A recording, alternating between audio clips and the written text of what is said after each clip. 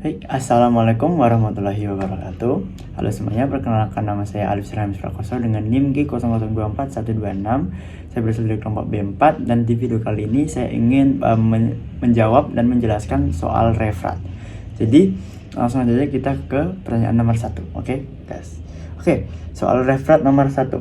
Seorang pria 30 tahun mengalami kecelakaan motor dan mengeluhkan kelemahan pada lengan kanan serta kesulitan menggerakkan bahu. Pemeriksaan menunjukkan penurunan kekuatan otot deltoid dan bicep serta hilangnya sensasi di sisi lateral lengan atas. Soal yang A, jelaskan anatomi lengkap plexus brachialis. Jadi langsung saja kita jelaskan ya. Jadi plexus brachialis itu sebenarnya apa sih? Jadi plexus brachialis itu adalah jaringan saraf kompleks yang sangat penting dalam mengatur pergerakan dan sensasi pada lengan, bahu, hingga sebagian tangan. Sebagian tangan. Jadi plexus brachialis adalah kumpulan-kumpulan saraf besar yang berasal dari akar-akar saraf spinal di leher dan bahu yang kemudian bercabang dan mengirimkan sinyal motorik serta sensorik ke seluruh lengan. Jadi plexus brachialis terdiri dari 5 akar utama, yaitu ada 3 trunkus, 6 divisi, 3 korda, dan cabang-cabang terminal yang menginervasi otot serta kulit lengan ya. Sekarang kita bakal coba bahas satu-satu. Kita mulai dari akar-akar plexus brachialis. Jadi ini ya, plexus brachialis itu dimulai dari 5 akar saraf yang berasal dari segmen medula spinalis yang di belakang, yaitu dari vertebra cervical kelima, menengah ke bawah ini, serta vertebra thoracal pertama, T1. Jadi akar-akar tersebut adalah dari akar C5, ada akar C6, ada akar C7, ada akar C8, sama akar-akar T1. Nah, setiap akar ini membawa serabut motorik dan sensorik yang nantinya akan menginervasi berbagai bagian dari lengan. Setelah keluar dari medula spinalis, akar-akar saraf ini bergabung membentuk trunkus. Nah, trunkus ini kita bakal bahas lagi ya. Nah, langsung aja kita bahas trunkusnya. Trunkus plexus brachialis. Nah, setelah akar, plexus brachialis itu membentuk 3 trunkus utama. Oke, kita lanjut. Nah, ini ya. Jadi ada trunkus superior, trunkus medius, sama trunkus inferior ya. Kita bakal mulai dari trunkus superior dulu. Trunkus ini tuh dibentuk oleh akar C5 dan C6. Trunkus superior ini berperan dalam menginervasi bagian atas lengan. Ini ya, C5 sama C6. Ini A plus ini superior nih ya di sini. Terus ada trunkus medius. Trunkus ini berasal dari akar C7. Nah, trunkus medius ini berasal dari C7 nih ya, ini C7 terus medius yang oranye ya. Terus ada trunkus inferior. Jadi trunkus inferior berbentuk akar dari C8 dan T1 nih. C8 dan T1 dia gabung yang hijau nih kan ya, nyatu gitu. Trunkus ini menginervasi bagian bawah lengan gitu. Jadi ketiga trunkus ini kemudian terbagi menjadi 2 bagian, yaitu divisi anterior dan divisi posterior. Terus yang ketiga divisi plexus brachialis. Nah, setiap trunkus itu memiliki divisi anterior dan posterior. Secara keseluruhan terdapat 6 divisi, yaitu 3 divisi anterior dan 3 divisi posterior. Nah, untuk divisi anteriornya ini tuh membawa serabut yang akan menginervasi otot-otot. Coba ya.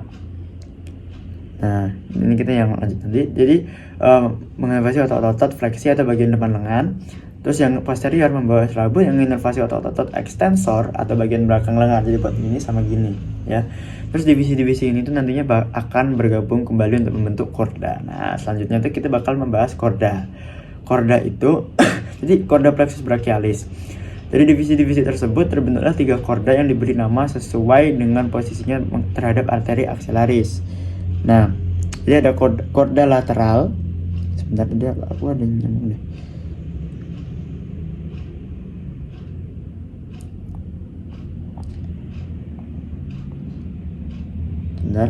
Jadi ada korda lateral ya. Jadi ada korda lateral. Terus ada korda posterior sama korda medial. Jadi korda ini tuh terbentuk dari gabungan divisi anterior trunkus superior. Jadi yang ini trunkus superior itu ya. Terus dan medius. Jadi korda lateral itu ada superior sama medius jadi satu. Jadi korda lateral itu akan membentuk saraf musculocutaneus dan sebagian dari saraf medianus. Di saraf medianus. Saraf medianus itu ada di sini ya. Nih sebagian dari sini nih ya. Terus chorda posterior. Jadi terbentuk dari gabungan semua divisi posterior. Jadi chorda posterior itu akan membentuk saraf aksilaris atau di bagian ketiak dan saraf radialis yang menginervasi bagian belakang lengan dan lengan atas termasuk otot deltoid. Nih otot deltoid itu sebenarnya di sini ya. Terus aksilaris itu ada di nih aksilaris juga nih. Otot aksilaris itu di sini. Terus ada chorda medial. Jadi chorda ini berasal dari divisi anterior truncus inferior yang akan membentuk saraf ulnaris yang jadi kelingking ini, terus sebagian dari saraf medianus. Nah, setiap chorda ini memiliki fungsi yang berbeda-beda dan akan bercabang menjadi beberapa saraf utama yang menginervasi bagian-bagian spesifik pada lengan. Jadi yang kelima kita bakal bahas cabang-cabang terminal plexus brachialis. Nah, jadi setiap chorda ini akan memberikan cabang-cabang terminal yang merupakan saraf utama yang menginervasi lengan. Ada 5 cabang utama yang chorda di plexus brachialis. Jadi ada saraf musculocutaneus tadi, ini saraf musculocutaneus ya, bagian sini. Terus ada saraf axillaris yang di bagian atas ketiak ini. Terus ada saraf radialis yang di bagian jempol nih ya. Terus ada saraf medianus. Jadi dia tuh di tengah nih yang terbentuk dari beberapa ini jaringan. Terus ada saraf ulnaris nih, dia juga sama ya. Jadi yang ada 5 saraf itu ya. Jadi yang pertama adalah saraf musculocutaneus nih di sini ya. Coba jadi saraf ini berasal dari chorda lateral dan berfungsi menginervasi otot-otot pada lengan depan bagian atas seperti otot biceps brachii, brachialis dan coracobrachialis. Jadi saraf ini tuh juga memberikan sensasi pada kulit lengan bagian bawah bagian lateral gitu. Terus yang kedua saraf axillaris. Jadi saraf axillaris itu berasal dari chorda nih ya, axillaris. Ini axillaris berasal dari chorda posterior dan menginervasi otot deltoid nih di sini karena dekat dia, serta teres minor. Teres minor itu agak dalam sini sih. Serta ini juga memberikan sensasi pada kulit di bagian lateral lengan atas lengan. Area yang sering disebut juga sebagai regio deltoidea ya. Terus ada saraf radialis ini ya, saraf di jempol ini. Saraf di jempol ini ya, nervus radialis. Jadi saraf ini berasal dari chorda posterior dan bertanggung jawab atas sebagian besar otot ekstensor pada lengan dan lengan bawah. Jadi saraf radialis itu menginervasi otot-otot ekstensor seperti triceps brachii dan memberikan sensasi pada bagian belakang lengan hingga ke tangan. Terus yang keempat ada saraf medianus nih yang terdiri dari beberapa jaringan. Jadi saraf medianus itu berasal dari chorda lateral dan medial. Jadi ya, chorda lateral sama medial. Saraf ini tuh menginervasi sebagian besar otot flexor pada lengan bawah dan beberapa otot di tangan, termasuk otot pada area tenar atau ibu jari, pada dengan hipotenar tadi. Saraf medianus juga memberikan sensasi pada jari-jari tangan kecuali bagian ulnaris karena ada sarafnya sendiri, yaitu saraf ulnaris. Jadi saraf ini tuh berasal dari chorda medial dan bertanggung jawab atas sebagian otot flexor lengan bawah serta otot-otot di tangan, terutama otot yang terletak di sisi medial atau jari kelingking.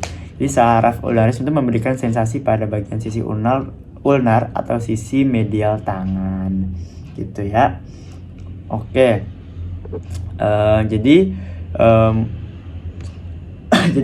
Kalian tuh jadi kita tuh harus memahami plexus brachialis itu sangat penting, terutama buat memahami kayak cedera gangguan yang mungkin terjadi pada lengan atau bahu. Terus kayak dengan cara ini tuh kita juga bisa ketika nanti bisa ada cedera atau gimana, kita tuh bisa lebih mengidentifikasi tuh ini masalahnya kenapa sih dan bagian saraf mana aja yang kena. Jadi dan kita bisa lebih kayak mencari penanganan yang tepat buat korbannya itu. Jadi mungkin sekian saja penjelasan dan jawaban dari soal referat saya pada kali ini. Kurang lebihnya mohon maaf. Wassalamualaikum warahmatullahi wabarakatuh.